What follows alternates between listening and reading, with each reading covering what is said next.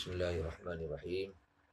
Alhamdulillahi alamin. Allahumma rzuqna fahman nabiyyin wa hifdzal mursalin wa ilhamal malaikatil muqarrabin. Thumma hiya in tawaqqafa sidqul mantuqi aw sihhatuhu ala idmarin fadilalatu iqtida'in wa illa fa in dalla ala ma lam yuqsad fadilalatu isyaratin wa illa fadilalatu ima'in. Semalam kan mantuk punya, kita dah baca semalam ada 3 pecahan mantuk. Pecahan pertama, mantuk ada nas, ada zahir. Pecahan kedua, ada mufrad, ada murakkab. Pecahan ketiga ataupun taksim ketiga, ada mantuk ni mutabaqiyah, dilalahnya mutabaqiyah, ada yang dilalahnya tadammuliyah, dan ada yang dilalahnya iltizamiyah. Sekarang ni yang iltizamiyah ni terbahagi pula kepada 3. Dilalah iltizam. Semalam kita dah baca dilalah iltizam ni ialah dilalah yang kita fahami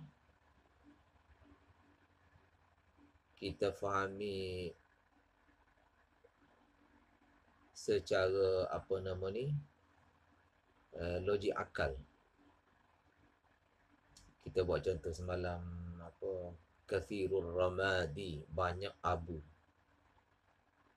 Banyak abu, banyaknya bahan bakar, banyaknya kesan-kesan bakar kayu api di rumah si fulan, menunjukkan si fulan tu pemurah, seorang yang suka jamu tetamu.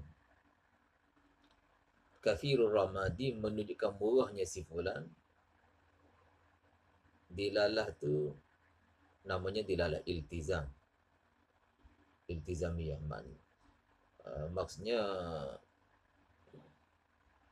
dia bukan macam apa mutabaqah kan. Kalau mutabaqah ni Zaidun menunjuk kepada keseluruhan Zaid, itu mutabaqah. Kalau Zaid menunjuk kepada sebahagian mulutnya saja, kita buat contoh sama, Zaid suka kencing, yang ni Zaid suka menipu, yang menunjuk kepada mulutnya yang suka menipu, itu dilalah tadammuniyah kan. Dalam perkataan kathirur ramad menunjukkan murahnya si fulan, perkataan kathirur ramad tu bukan dia tunjuk secara keseluruhannya pada murah, dan tidak juga secara sebahagian. Tapi difahami secara logiknya. Bila banyak kesan-kesan kayu api dibakar, bermakna dia banyak memasak. Boleh faham? Itu dilalah iltizamiyah. Bukan kita fahami melalui saluran bahasa, tapi kita fahami melalui saluran logik. Saluran logik. Logiknya kathirur ramad menunjukkan dia pemurah. Boleh faham? Boleh faham Rusli ya? Okey, jadi itu dilalah iltizamiyah. Iltizam maksudnya kelaziman. Petunjuk secara kelaziman. Kelaziman dari banyaknya kayu api dibakar. Apa kelaziman daripada itu? Dia banyak memasak. Kelaziman daripada banyak memasak, dia suka jamu. Sebab takkan dia nak makan seorang tak habis. Dia banyak masak, berkawal-kawal masak, bukan habis. Dia makan seorang, perut dia pun kecil. Jadi bermakna bila berkawal-kawal dia masak, bermakna dia jamu ramai orang. Siapa saja datang rumahnya, dia akan masak, dia akan jamu. Jadi kathirur ramad menunjukkan pemurahnya si fulan. Petunjuk itu bukan kita fahami melalui saluran bahasa, tapi melalui saluran logik. Seperti dikatakan semalam, wal akhiratu aqliyatun. Wal akhiratu aqliyatun difahami secara logik. Logik akal. Okey ya? Boleh faham? Setakat tu boleh faham? Boleh? Okey. Alhamdulillah. Thumma hiya. Thumma hiya in tawaqqafa sidqul mantuqi aw sihhatuhu ala idmarin. Sekarang ni dilalah iltizam tu pula. Dia pecah kepada tiga. Sama ada dia dilalah iqtidha, ataupun dilalah isyarah, ataupun dilalah tu ima. Maka yang iqtidha ni bagaimana? Jika bergantung ketepatan mantuk, ketepatan mantuk ataupun kesahihan mantuk bergantung kepada sesuatu takdir. Idmar maknanya takdir, sesuatu penyembunyian lafaz, takdirul lafaz, maka nama itu namanya dilalah iqtidha. Macam was'alil qaryah kan? Was'alil qaryah. Tanya kampung. Boleh ke tu ayat tu jadi sahih, jadi betul ayat tu? Tanya kampung. Bila sebut kampung ni, rumah-rumah, bangunan-bangunan dalam kampung tu, telaga yang ada dalam kampung tu, apa lagi tiang-tiang yang ada, apa lagi pokok-pokok. Tanya semua tu boleh? Betul ke ayat tu? Jawapannya tak betul. Melainkan kita kena idmar. Kena takdirkan lafaz apa? Ahla. Was'alil qaryata ay was'al ahlal qaryah. Maka apa tu, kehendak adanya ahla itu merupakan dilalatu iqtidha. Merupakan dilalatu iqtidha. Itu pecahan pertama, iltizamiyah. Boleh faham? Iltizamiyah pecah kepada tiga. Kalau menuntut adanya takdir, namanya dilalah iqtidha. Dilalah iqtidha. Iqtidha mana? Menuntut. English kata demand. Demand. Iqtidha ni ada demand. Dia demand. Dia menuntut adanya lafaz ahla. Adanya sesuatu takdir di situ. Kalau tidak, ibarat tu jadi salah. In tawaqqafa sidqul mantuqi aw sihhatuhu ala idmari, bergantung kepada sesuatu takdir, fadilalatu iqtida'in, dilalah iltizamiyah itu disebut iqtida'. Iltizamiyah dalam bentuk iqtida'. Okey. Iltizamiyah ni lazim, lazim daripada tanya kampung ialah tanya penduduknya.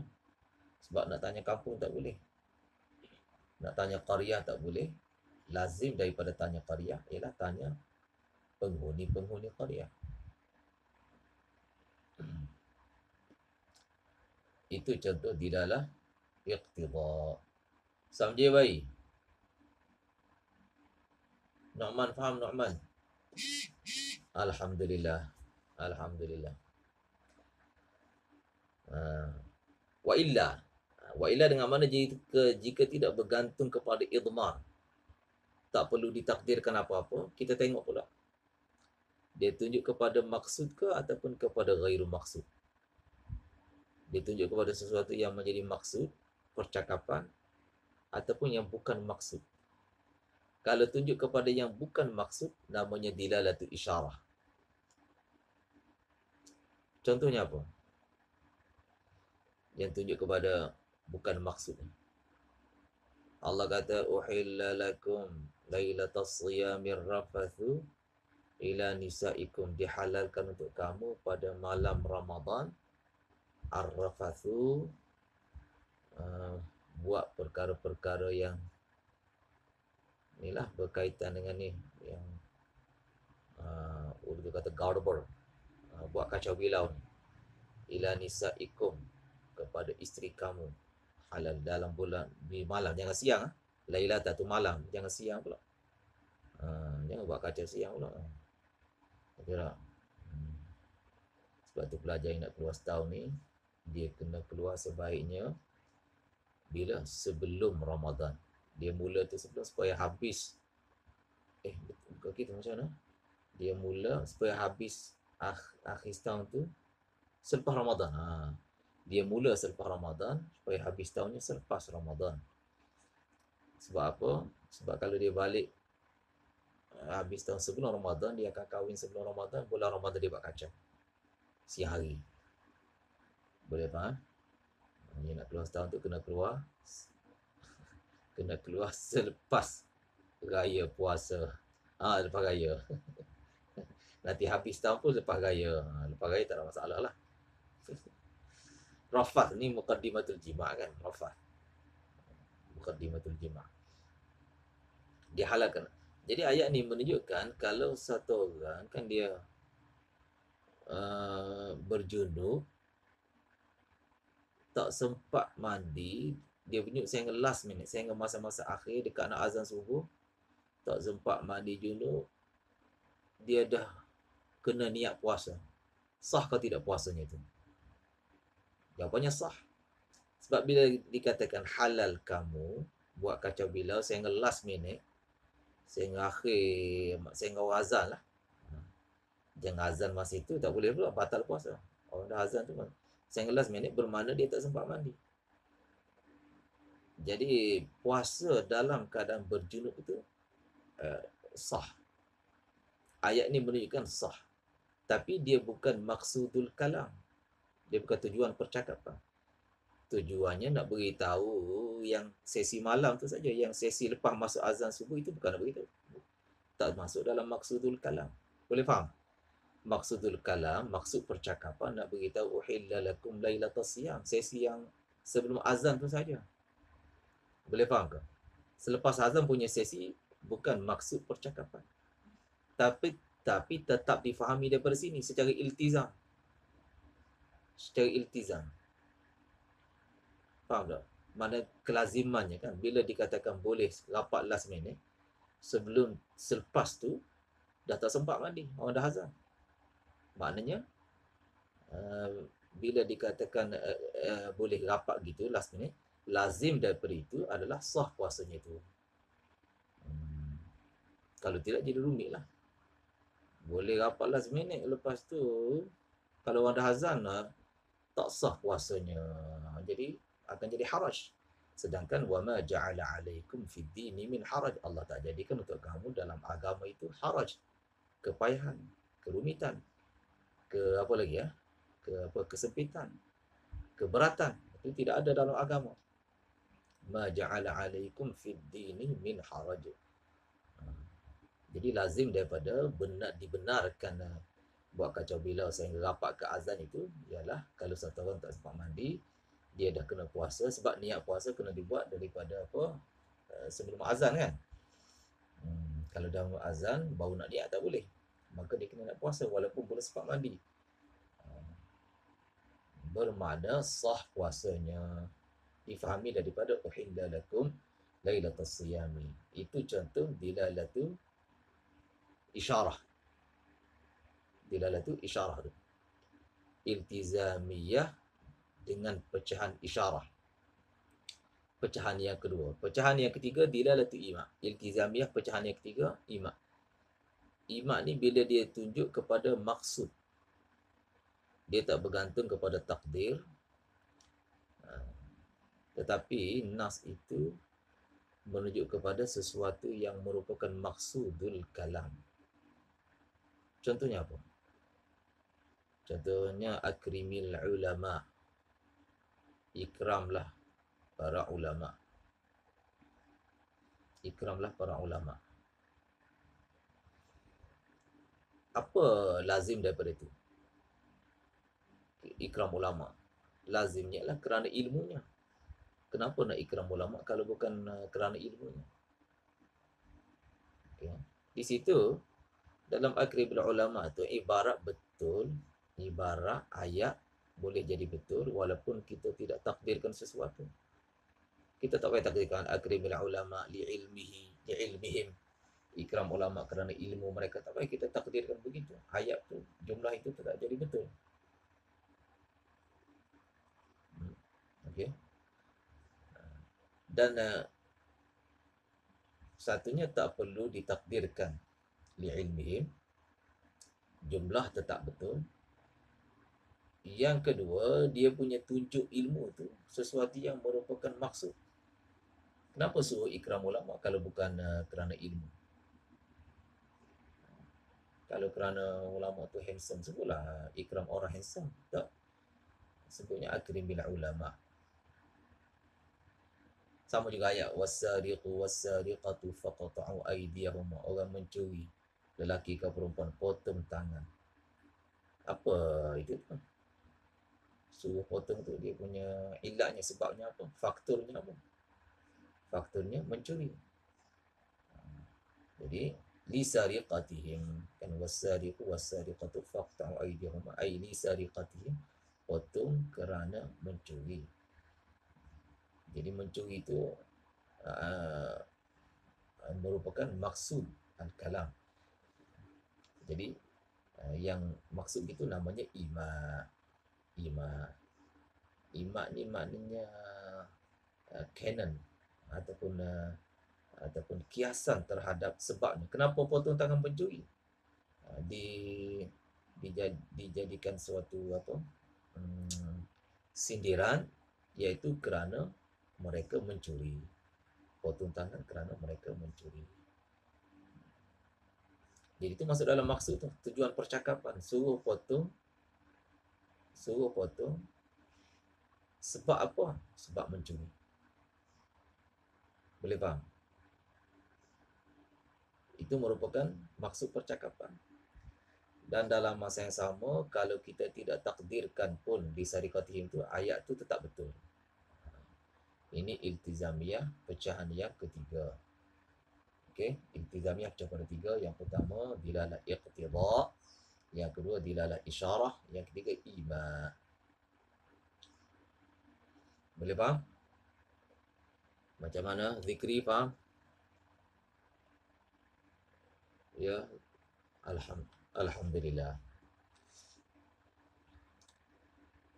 Wal mafhum, habis dah cerita mantuk. Sekarang ni masuk cerita mafhum.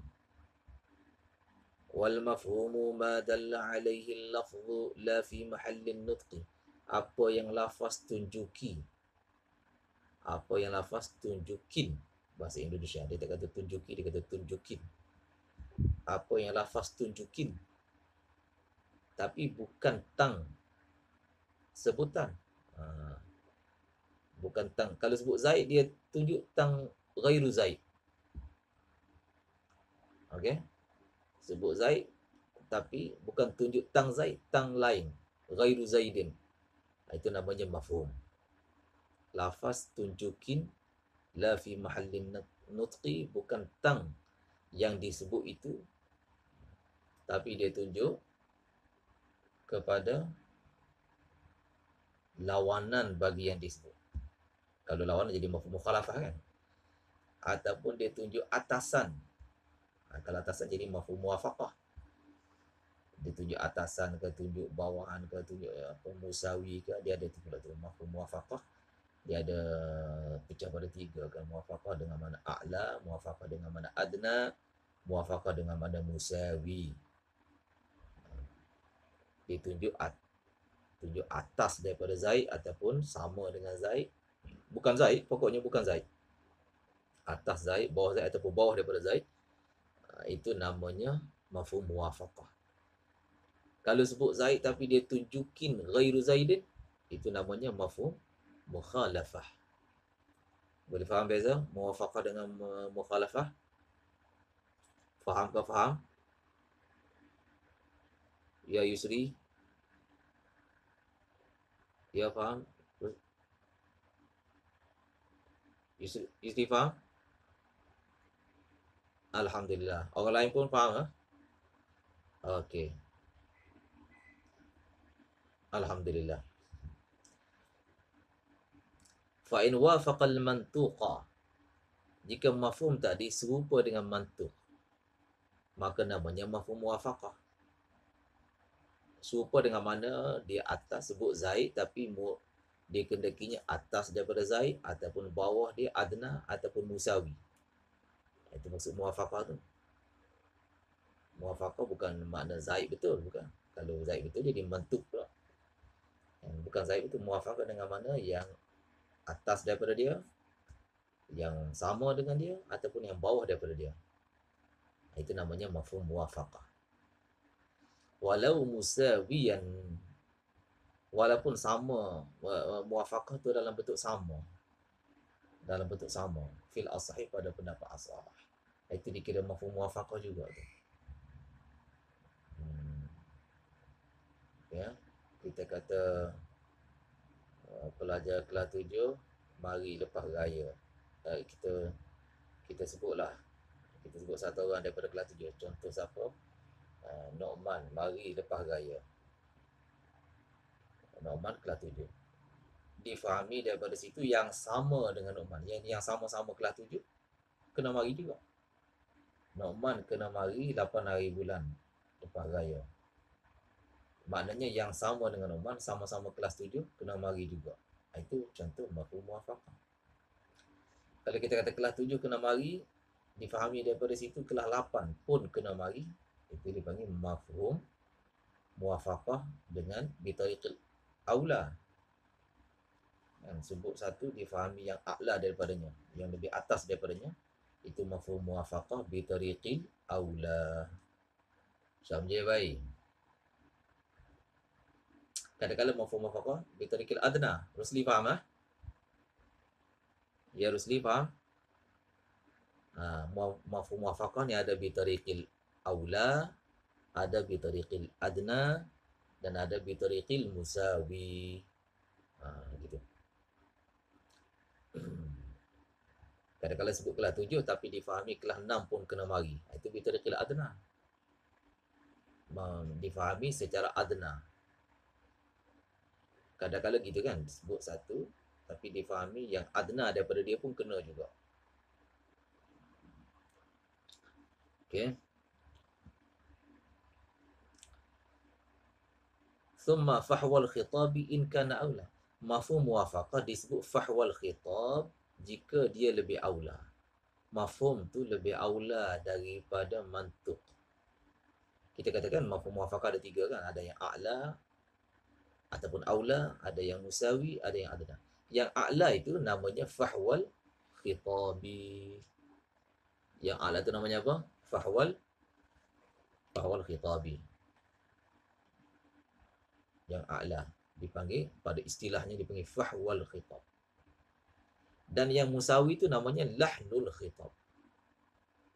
Boleh? Itu sekadar istilah sajalah.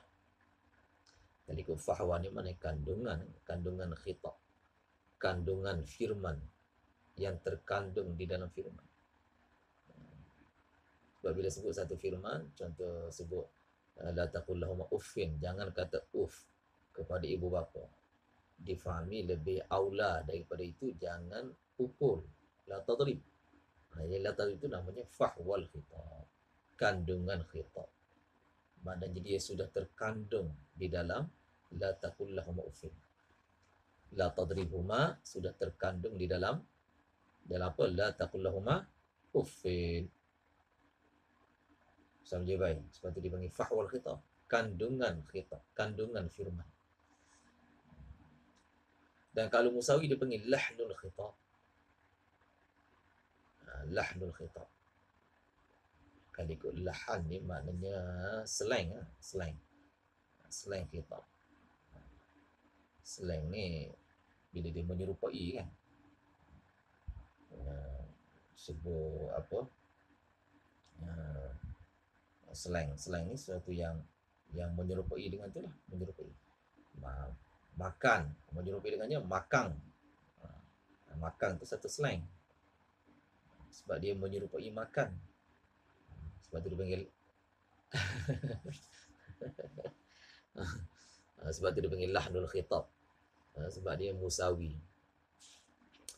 Okey. Fadilalatu mafhumiyatun 'ala al-asahi. Jadi dilalah mafhum muwafaqah ni, ini ikhtilaf di kalangan a'imah. Adakah dia masuk dalam dilalah secara lughah, mafhum secara mafhum, yakni saluran lughah, ataupun melalui saluran qiyas, saluran akal. musannif mentarjihkan mafhum muwafaqah ni dia punya tunjukannya adalah secara lughah, bukan secara qiyas. La taqul lahum uffin, jangan kata uff pada ibu apa, difahami jangan pukul. Itu secara bahasa ke secara akal? Ada ikhtilaf tu. Aimah ada dua pendapat situ. Musannif cenderung mengatakan secara bahasa mafhumiyatun, dilalah tu adalah mafhumiyah, yakni secara mafhum muwafaqah, yakni bi tariqil fahmi min al-lafzi, difahami daripada lafaz. Lafaz kata jangan uf, jangan mengatakan uf, jangan mengatakan uf. Daripada larangan ta'fif itu difahami perkara yang lebih a'la, lebih tinggi, lebih teruk daripada ta'fif. Iaitu apa dia? La tadrib. Difahami secara lughah. Ini satu pendapat yang merupakan pilihan musannif. Pendapat kedua kata secara qiyas, yakni kena keluarkan ilat dulu. Dalam la taqul lahum uffin, larangan ta'fif, ilatnya apa? Ilatnya ada idza. Okey, ilatnya apa? Idza. Ilat itu direbakkan kepada darab. Dalam darbun pun ada idza. Maka sebagaimana kan dilarang ta'fif, dilarang juga darab. Ya, jadi kalau ikut pendapat kedua ni, dia masuk dalam dilalah bibadlulil aqli namanya. Imam Ghazali buat 4 pecahan dilalah kan. Imam Ghazali buat 4 pecahan dalam kitab Al-Mustasfa Usul Fiqh karangan Imam Ghazali. Pecahan pertama bitariqil mantuq, yang kedua bitariqil mafhum, yang ketiga bitariqil iqtida, yang kita dah baca tadi, ada iqtida unnas tadi tu, yang contoh wasalil qaryata tu, itu bitariqil iqtida. Yang keempat bitariqi madlulil aqli. Okey, jadi la taqul mu'affin menunjuk kepada la tadrib. Kali ikut pendapat musannif, dia adalah bitariqil mafhum, saluran kedua melalui mafhum muwafaqah, dan dia adalah saluran bahasa. Kali ikut pendapat yang satu lagi ni, ada tengok dalam syarah tu kan, pendapat yang satu lagi, waqila qiyasiyatun, jumpa tak dalam syarah tu?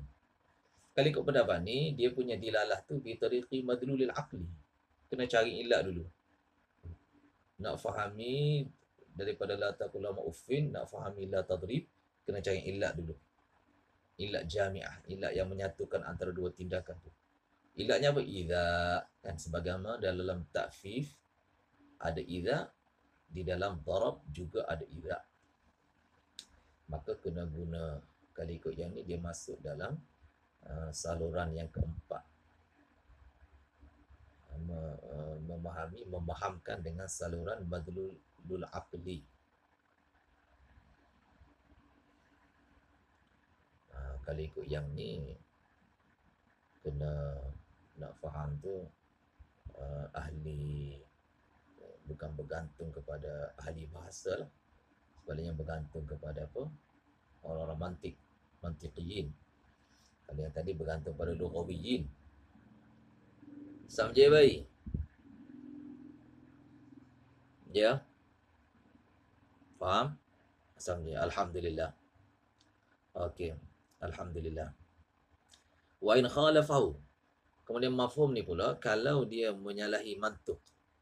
Sebut Zaid tapi difahami ghairu Zaidin.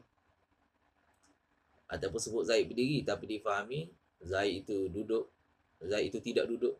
Gitu kan. Sebut Zaidun qa'imun, difahami Zaidun ghairu qa'idin. Itu namanya mafhum mukhalafah. Difaham secara apa? Secara berlawanan. Mafhum menyanggah mantuk. Mafhum menyanggah mantuk, maka mafhum macam tu namanya mafhum mukhalafah.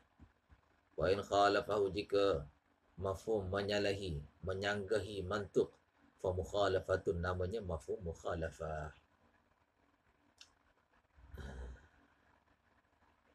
Mafhum mukhalafah, untuk kita dapat keluarkan dia daripada nusus nas-nas Al-Quran dan hadis, ada syarat-syaratnya, kan ada disiplinnya. Tak boleh sembarang je kita keluarkan mafhum mukhalafah. Sebab masalah ni, dilalah ni ikhtilafiyah ni. Aimah Hanafiyah tak terima mafhum mukhalafah. Ya? Mereka tak terima mafhum mukhalafah. Mereka kata mafhum ini dia memberi faedah sukut, bukan memberi hukum, bukan memberi hukum sebaliknya, tetapi memberi faedah, menjadikan sesuatu hukum tu maskut anhu. Contohnya apa? Contoh kan Quran kata, misalnya Quran kata warabaibukumul lati fi hujurikum min nisaikumul lati dakhaltum bi. Anak tiri kamu tak boleh kahwini. Anak tiri rabaibukum, anak tiri allati fi hujurikum, yang ada di ribaan kamu, min nisaikumul lati dakhaltum bihinna, daripada isteri yang sudah kamu gauli. Pada gauli si isteri, anak tiri itu haram kamu kahwini. Di situ dia ada syarat tu, apa tu, untuk haram anak tu ibunya tu sudah digauli dah. Nisaikumul lati dakhaltum. Itu ada mafhum mukhalafah di situ. Bermakna kalau si ibunya belum digauli, maka anaknya tu tak jadi haram. Gitu kan? Kahwin satu perempuan, belum sempat menggauli perempuan tu, cerah balik, maka anak tiri itu boleh dinikahi. Sebab maknya belum dukhul. Okey, di situ mafhum mukhalafah. Di sisi Syafi'iyah ada hukum, tapi di sisi Hanafiyah maskut anhu. Kalau satu orang kahwin, perempuan dah gauli, anak tiri jadi haram, jelas. Tapi kalau belum gauli, anak tiri bagaimana? Maskut anhu. Kena cari dalil yang lain. Tidak difahami daripada nas itu. Faham? Tak? Ada ikhtilaf kan? Jadi kerana ada ikhtilaf tu, ada syarat-syarat yang perlu diambil kira. Sebab tu musannif letak syarat-syarat ni untuk mafhum mukhalafah berkesan. Mafhum mukhalafah tu apa, memberi makna, maka ada syarat-syaratnya, ada disiplinnya, yang mana akan diceritakan nantilah. Kalau tak ada syarat tu, mafhum mukhalafah berkenaan tidak berkesan. Boleh faham? Kerana pada asasnya perkara itu tidak dipersetujui, itu mafhum mukhalafah tidak disepakati oleh aimah. Syafi'iyah kata ada mafhum mukhalafah, Hanafiyah kata tak ada, hukumnya maskut anhu. Jadi bila ada perbezaan gitu, maka perlu diperketatkan sikit kan. Syarat-syaratnya itu diperketatkan. Sebab tu musannif cerita sini wa syartuhu. Bukan semua mafhum mukhalafah berkesan, sebahagiannya tidak berkesan. Untuk berkesan kena ada syarat-syaratnya. English kata terma, kena ada termanya, term. Boleh faham Ya, semua faham? Ya. Alhamdulillah. Dah syarat-syaratnya tu nak baca sekarang ke? Wa syartu alla yadhhara tu. Nak baca sekarang ke? Esok tak tahu hidup ke tidak ni. Esok hidup ke? Jamin ke hidup esok? Okey, kita tutup dulu lah insya-Allah. Wa sallallahu ala nabi Muhammadin wa ala alihi wasallam.